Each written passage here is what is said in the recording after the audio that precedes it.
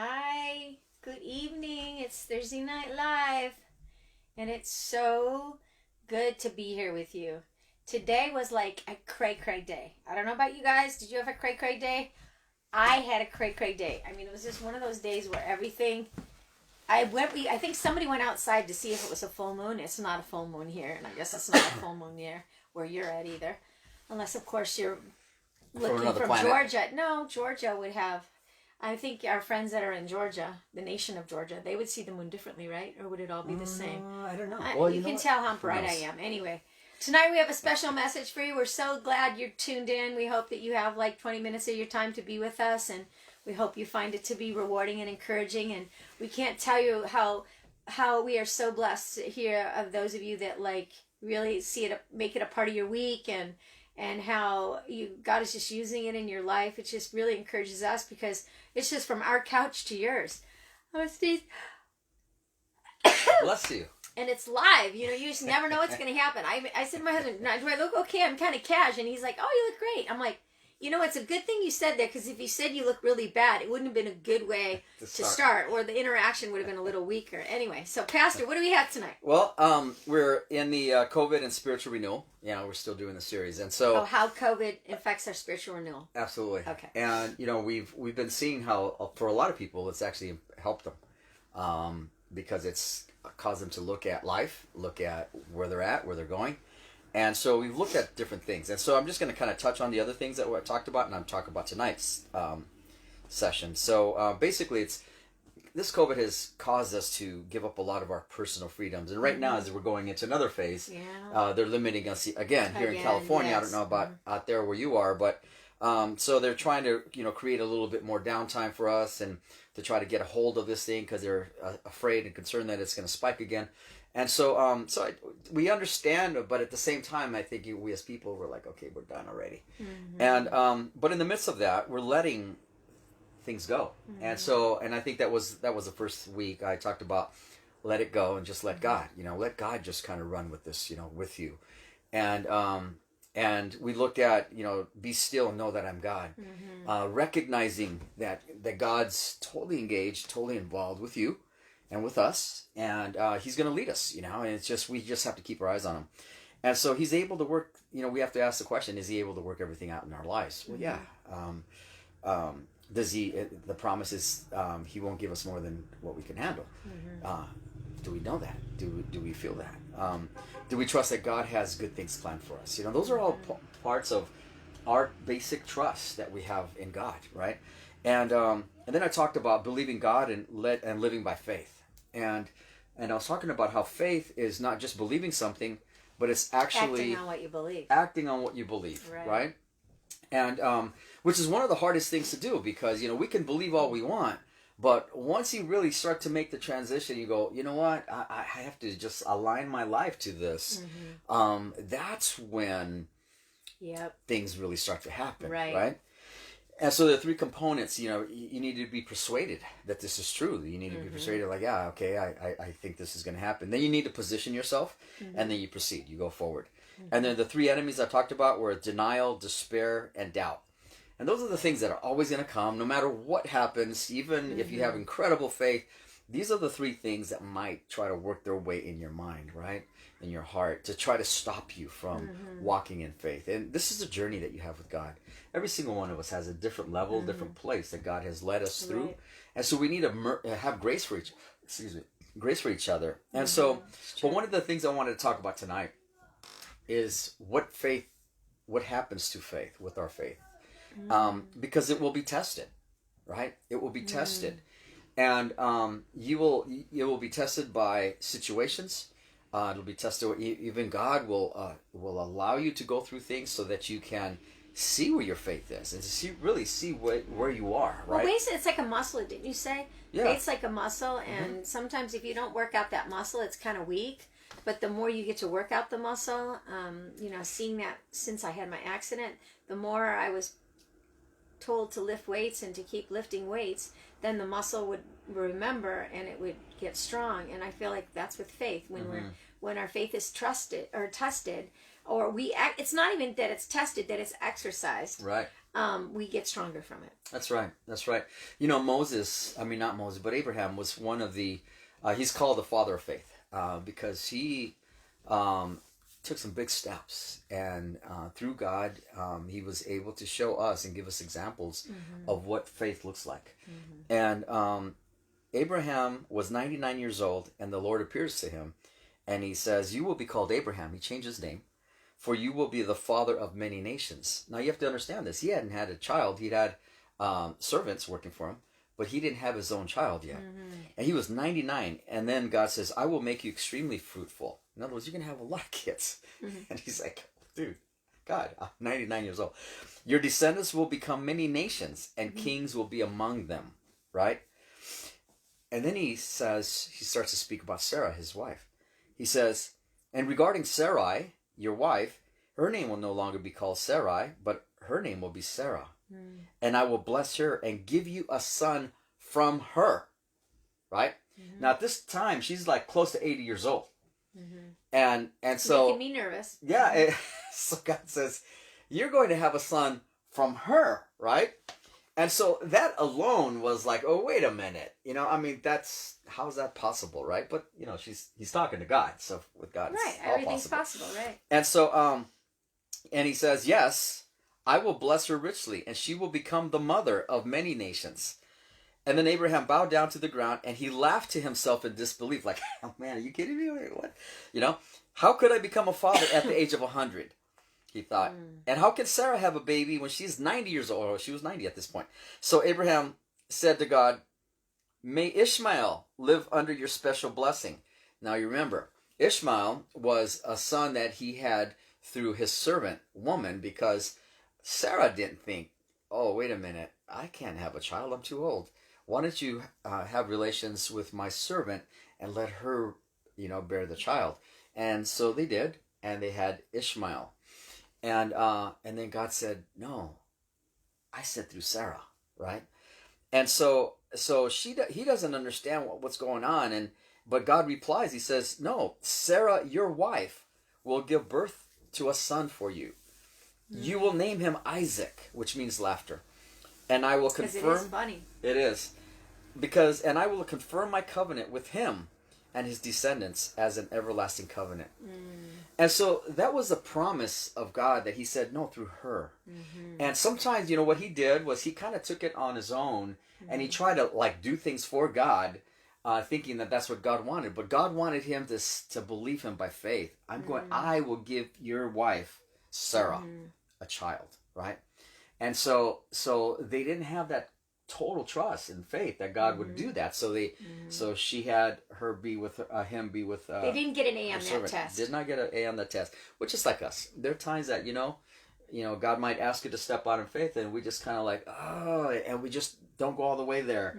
We don't, or we go a sideways. We think, well, let me go this way. It's kind of what you want. I'm just going to do it this way because it seems safer. And it's capable. It's capable because it's within my realm. Yeah. But many times God will lead us to a place where it's like, unless he does it, it's not going to happen, right? And that's where he likes to lead us many times, so we can grow in our faith.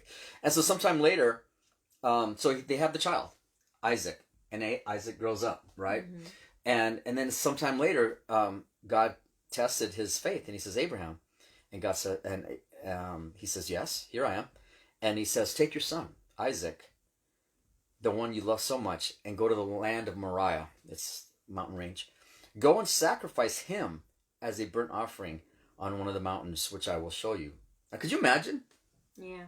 You know? I would have thought it was something I ate. Totally. No, I can't. I would have said, "Is that you, God?" You know, I would have had total questions. I once read in a book, it said, how old was Isaac? And do you remember the answer? He was 11, because he had been 13, a teenager. It wouldn't have been a sacrifice. That's right. So we'll see how many of you stayed as long to watch the video to get that show. Anyway. So the next morning, Abraham gets up early, and he saddles his donkey, takes 2 of his servants with him, along with his son Isaac. And he chops wood. Now remember, at this point, Abraham is over 100 years old. His son is maybe 12, 13 years old. He could have taken down dad too, right? So you have to understand. Well, he had to trust that he had something. Yeah, had something planned. Something's going on here. So he chops wood for a fire for the burnt offering, and he sets out for the place that God told him about. On the third day of the journey, Abraham looked up and he saw the place in the distance. So could you imagine the anguish of dad? Of, wow. And he sees now the mountain. Mm-hmm. This is where I have to take my son, right? And then he says, stay here with the donkey, he tells the servants. And he says, the boy and I will travel a little farther. We will worship there. And then we will come right back.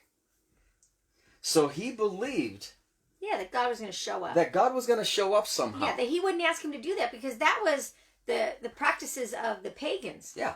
And it was not something God would want him to do. Right. And so he knows something's going on, right?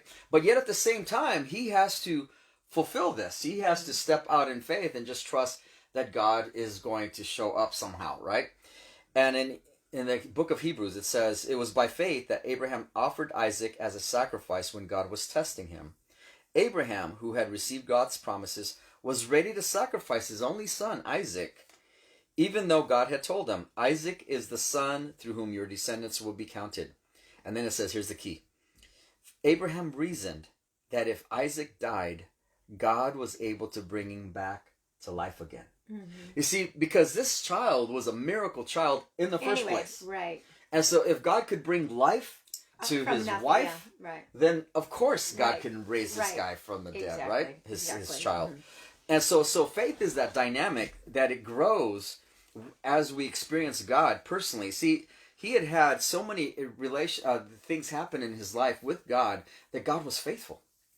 And because of that, his faith level was growing and growing and growing to that point where he had to say, I just trust that God's going to raise him from the dead, even if he was to die, right? Mm-hmm. And so that's what happens with us. There are different levels of faith. I name it Red Sea faith.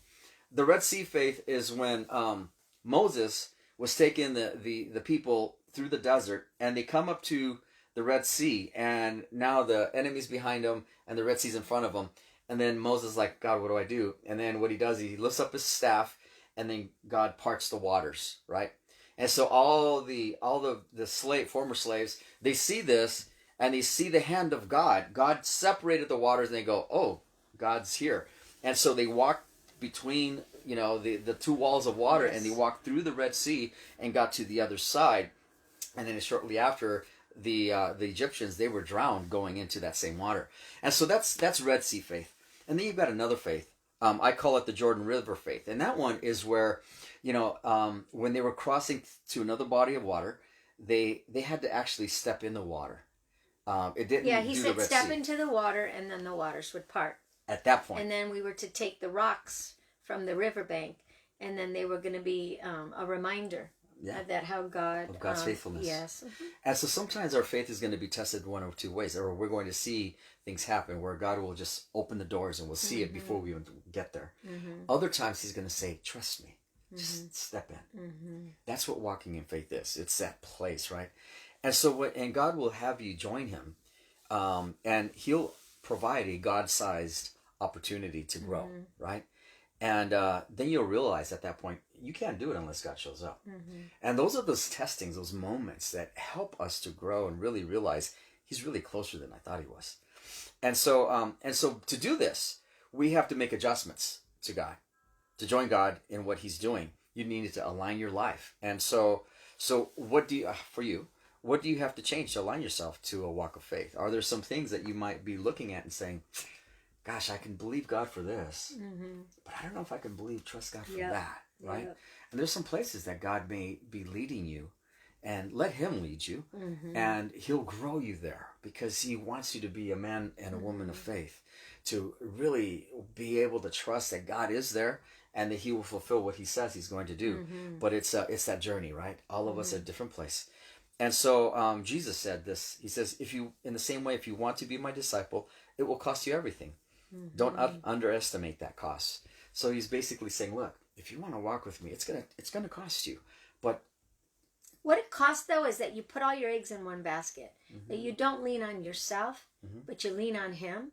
And it's going to cost you everything, because sometimes it doesn't make sense. Right. You can't lean back on reason. You're leaning back on the faithfulness of in the character of God, and that He is in the business of doing the impossible. And we have nothing to lose, because even if it looks like we're losing, even if our flesh should rot and will decay, our spirits will live forever, because He's preparing a place for us. So we have victory no matter what the world throws at us. Yeah. No matter who wants to destroy our bodies, they can't destroy our spirits, and we'll be with the Lord forever. That's right. So really, the battle's been won. It's just believing that, and living with that victory. Trying to live it through, right? Yeah. And what that does, that encourages other people also to say, "Look, wait a minute. If they're stepping out like this, maybe I can too." And and that's how we encourage one another, Right. right? Absolutely. And so, but you can't stay where you are and walk with God, because God is continuing to walk ahead of you. So you need to walk with Him, right? Just follow Him, trust Him. And there are some examples in the Old Testament. One of them was Elisha. He was following another prophet named Elijah, and he sensed that God was going to place on him an anointing of being a prophet. And so here's what happens. So Elijah departs from where he was, and he finds Elisha, who was plowing. And Elijah passed by him and threw his mantle, which was like a sign that you're going to be a prophet. And so Elisha returned back from him, took a yoke of oxen and slaughtered them and boiled their flesh using the oxen's equipment. So he breaks up the plow, right? Right. What he, That was his livelihood. He Right. breaks up his very livelihood, and he slaughters the oxen, and he has this huge barbecue, gives it to all the people, says, "Hey, I'm leaving it." And they all ate, and then he arose and he followed Elijah and became a servant. So he was willing to give up his livelihood because he'd had the mantle of being a prophet placed upon him. And he knew that was his call. He'd already had these experiences with God, having these experiences with Elijah. He sensed that this is what God is saying. And it's like, oh man, if I don't let go of this, I might go back to that. And so I think that's important to ask the question, what is it that I need to let go of so that I can trust and rely on God? And there's another story of a rich young ruler. Jesus encounters this young man, and he says, "What do I have to do to inherit eternal life?" And then Jesus says, "Well, you know the commandments." And then he says, "Well, I've kept them since I was a youth." And then Jesus heard these things. He said, "Come and sell all of your goods and come follow me." That's it.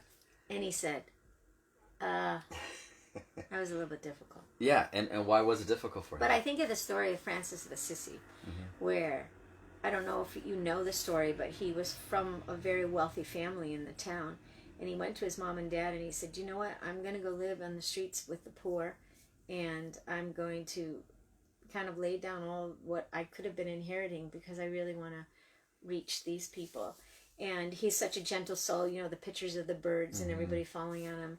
But that was someone who was like the rich young ruler, but said, "You know what? I'm going to lay it all down, because this is the call I think God has for me." That's right. Yeah, he gave everything up. And so there is a cost to following God.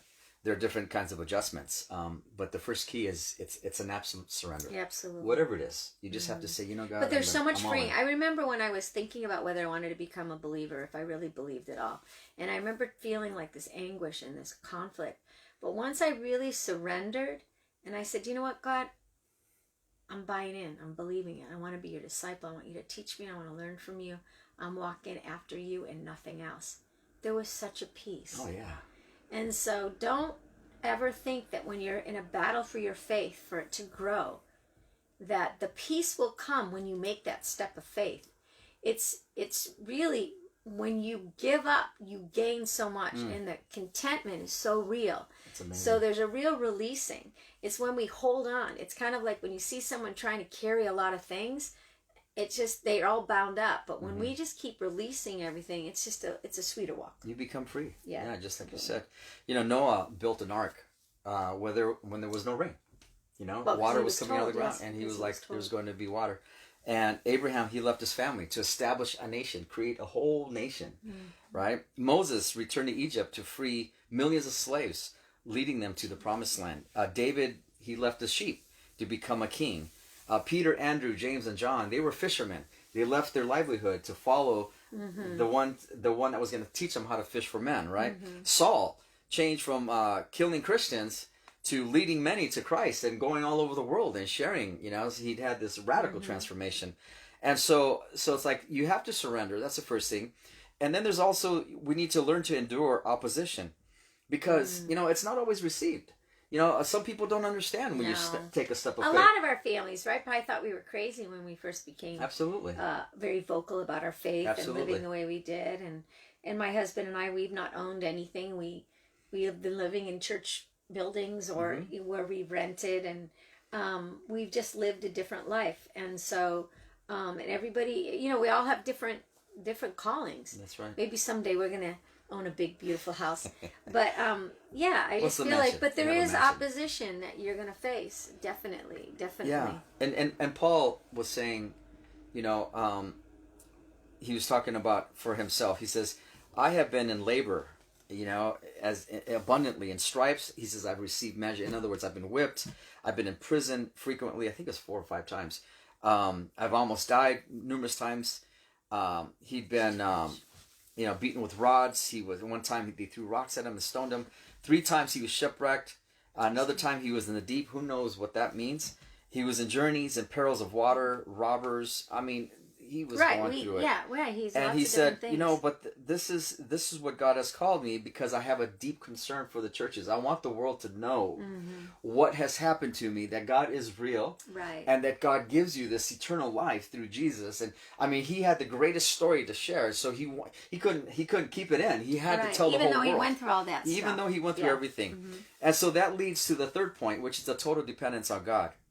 And Paul says in Galatians, he says, my old identity has been co-crucified with Messiah and no longer lives.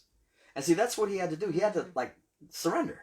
He had to say, I'm not living anymore. It's not Paul, or Saul. It's Christ in me. But it's Christ, right? For the nails of his cross crucified me with him, he says. And now the essence of this new life is no longer mine. So he was recognizing, I am no longer living for me. It's for him. For the Anointed One lives his life through me. And we live in union as one. My new life is empowered by the faith of the Son of God, who loves me so much that he gave himself for me and dispenses his life into mine. And so that is the place of surrender. When you absolutely trust God, when you say, it doesn't really make sense here, but here I know that there's a stirring going on. I know that God is calling me to a deeper life, a deeper walk with him. And so you won't be disappointed. You will not be disappointed. You will not be disappointed. It'll be crazy. I guarantee it'll be crazy. But you will not be disappointed, because he is faithful. He is faithful. He is faithful. And, it's not ever worked out the way I planned it. I thought it was going to be, because I would love to have things in order if I could.